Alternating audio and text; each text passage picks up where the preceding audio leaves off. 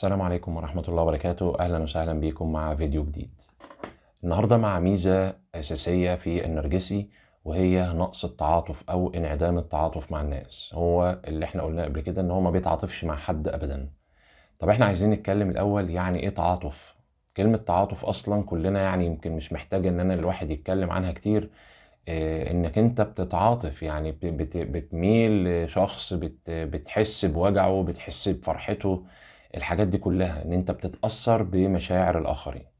كمان انت لما بتحس بالاخر دوت اللي عنده مشكلة او عنده مشاعر معينة، كمان انت بتتكلم معاه باسلوب بيخفف عنه او بيساعده في فهم المشكلة اللي بيمر بيها. هو ده التعاطف، بتديله تشجيع على انه يكمل في الموضوع بتاعه، وده بيبقى برهان او دليل على ان انت مهتم بالاشخاص اللي انت بتتعامل معاهم. اهتمامك بمشاعر الاخرين هو ده التعاطف. طب ايه المشكلة بقى دلوقتي بالنسبة للنرجسي؟ هنفترض ان في شخص، حد او انسان متعامل مع شخص نرجسي. هقولك ازاي ان هو بيبقى ما عندوش التعاطف ده. ممكن انت جيت في يوم من الايام، انت وليكن في الشغل بتاعك او في العمل، قابلتك مشكلة معينة، فانت جاي اخر النهار او مروح. طبعا الكلام ده ينطبق على صديقك او والدك او زوجتك. فانت بتيجي اخر النهار تتكلم مع شريكك دوت، زوجتك او زوجك او والدك او والدتك، في موضوع زي المشكلة اللي قابلتك في شغلك او في مدرستك او في ايا كان يعني الموضوع. فتلاقي عدم الاهتمام اصلا بانه يسمعك، ما تلاقيهوش حتى مهتم ان هو يقول لك هو في ايه، طب حصل ليه كده او كده. هو ده اللي بنسميه نقص التعاطف او انعدام التعاطف عند النرجسي. فالنرجسي اصلا ما عندوش تعاطف وما عندوش الخاصية دي. الخاصية ديت اصلا متلازمة في النرجسي، ومن اخطر الخصائص اللي بتميز النرجسي. لان انعدام التعاطف ده من اكتر الاساليب ألما للاشخاص اللي بتتعامل مع النرجسي. المشكلة بتبقى مؤلمة أكتر لما تكون أنت بقى كنت بتسمع له على طول، كنت دايما يشكي لك همه، إن هو دايما كان لاقي منك الاهتمام والتعاطف الكبير قوي ده. فأنت كنت منتظر منه الرد الطبيعي أو رد الفعل الطبيعي وقت ما تكون أنت بتتألم أو أنت عندك مشكلة محتاج حد يسمعك. فتلاقي الرد الفظيع اللي هو بعدم التعاطف أو عدم الاهتمام بإنه يسمع لك. المشكلة ان هو حتى ما بيكلفش خاطره انه يمثل عليك انه مهتم بمشكلتك، ولو يكن 3 دقايق، وليكن 3 دقايق او 4 دقايق ممكن يسمع لك. ولو على سبيل التمثيل انه بيمثل عليك، لا بالعكس، هو بيظهر لك كمان ان هو مش مهتم بيك. وده اكتر الحاجات المؤلمة. بالنسبة لنقص التعاطف عند الاب النرجسي او الام النرجسية، دايما بيدوروا على الاولاد لما يكون لهم مزاج، يعني يدور يسأله عامل ايه، احوالك ايه، الكلام ده كله. ده لما يكون هو الوقت ده مناسب ان هو يعمل كده، لكن هو في الحقيقة مش مهتم اصلا، ولا بيدور ولا بيسأل. لا الام بتسأل بنتها عاملة ايه، ولا الاب بيسأل ابنه ايه مشكلتك، ولا ايه المشاكل اللي بتقابلك في حياتك. المشكلة بقى كمان ان النرجسي بيستخدم التعاطف اللي عندك ده لمصلحته هو الشخصية. يعني بيضغط عليك وبيبتزك وبيأذيك وبيسيء ليك عن طريق الصفة الحلوة اللي هي التعاطف اللي عندك دي، اللي هو مفتقدها أصلا.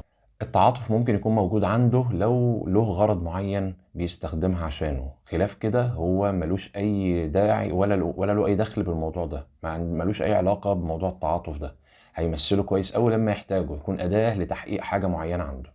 والكلام ده بيبان في أول العلاقة، في بداية إن هو بيجذبك له أو بيسيطر عليكي أو بيحاول يوقعك في الفخ بتاعه، بيملاكي تعاطف وحب واهتمام.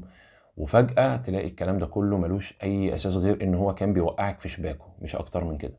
في الوقت دوت بتحس وقتها إن أنت مع أفضل إنسان في العالم وأروع إنسان وأروع مشاعر أنت بتحسها معاه. بيغرقك بالمشاعر الجميلة والاهتمام المبالغ فيه. فعلا انت بتحس بكده وتحس ان انت خلاص مش ناقصك اي حاجة من الدنيا.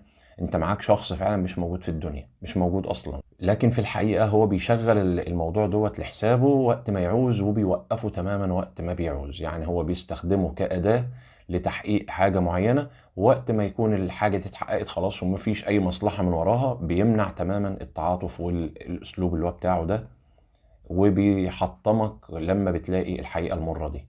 في ناس ممكن تفتكر ان احنا ممكن نساعد الناس ديت على ان هم يكتسبوا صفة التعاطف، او ان احنا نعالجهم من موضوع نقص التعاطف ده او انعدامه. الحقيقة لأ، لأن التعاطف ده صفة طبيعية بتنشأ جوه البني آدم بدون تدخل منه. القلب الطيب أو التأثر بمشاعر الناس وبألمهم أو بأحزانهم، دي حاجة ما بتتحطش جوه البني آدم، لأ دي بتتولد مع ولادة البني آدم. للأسف التعاطف بيستخدم فقط كأداة. بالنسبة للنرجسي بيستخدمه وقت اللزوم وبيوقفه وقت اللزوم، وقت ما يكون مش محتاجه خلاص بيوقف الموضوع بتاع التعاطف ده.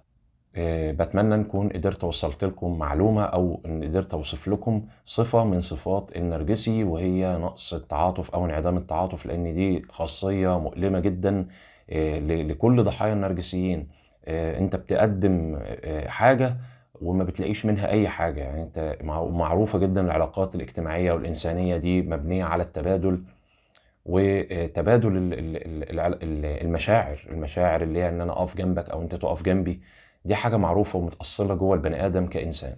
للأسف النرجسي ما بيفقد أو بيبقى مفتقد الحاجات دي تماما، ما عندوش فكرة عن المواضيع دي خالص. فأنت لو وقعت ضحية شخص نرجسي بالشكل اللي أنا بقولك عليه دوت، فللأسف صفة التعاطف دي من أكتر الميزات اللي بتميز بيها أو الصفات اللي بتميز بيها النرجسي. لأن القسوة ضد الطبيعة البشرية، القسوة دي، عدم التعاطف ده قسوة شديدة جدا وحاجة مؤلمة بشكل بشع جدا. بشكركم وأتمنى ما كنتش طولت عليكم. إن شاء الله نتقابل في فيديو جاي عن صفات تانية عن النرجسي وإزاي نقدر نتعامل معاه. شكرا لكم، سلام عليكم ورحمة الله وبركاته.